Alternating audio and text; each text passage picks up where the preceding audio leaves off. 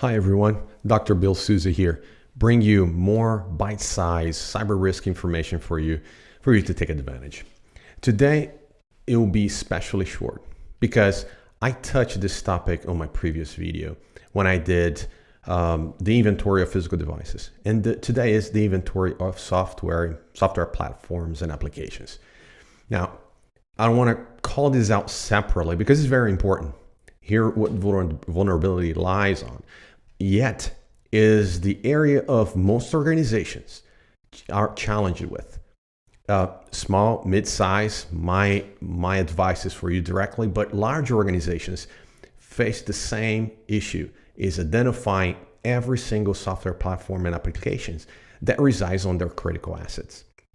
So the NIST Cybersecurity framework has a subcategory ID AM-2, and that is the inventory of software platforms and applications dedicated just for this purpose. Most organizations that are creating these inventories need to have this noted either as a separate inventory spreadsheet, or I recommend with your physical device inventory list, right? Create a different column on that, or create something different on a database if you're using that as such, because maintaining these two together will facilitate vulnerability management, will facilitate your CERT when you have to deploy a CERT in case of a compromise, right? Having those together, including the owner, the application owner, the department, and so forth, like we mentioned previously, will help you tremendously at the end of the day. So when you're developing that inventory, make sure that you take a holistic view of your operations. I would recommend starting from every operations area that your organization has. E-commerce, if that is one, inventory the system to support e-commerce.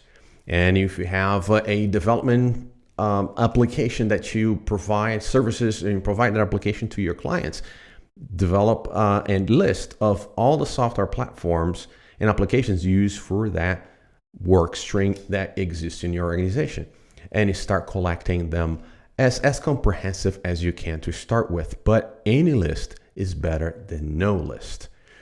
Similar to the tips that I gave you on the hardware, automation is king. You need to have some form of automation. You could start as simple as using and leveraging your vulnerability scanning software.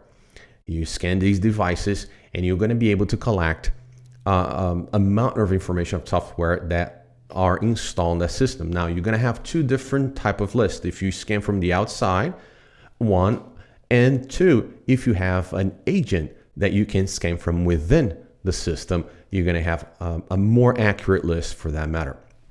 Either way, you should be able to start collecting, start constructing that asset list.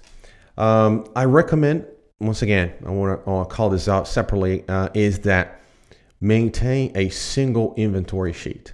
The NIST Cybersecurity framework has two subcategories, but I recommend having the final product having one database or one spreadsheet, depending on the size of your organization. So you maintain that will be easier for any CERT exercises, any actual CERTs, and of course, for your vulnerability management program.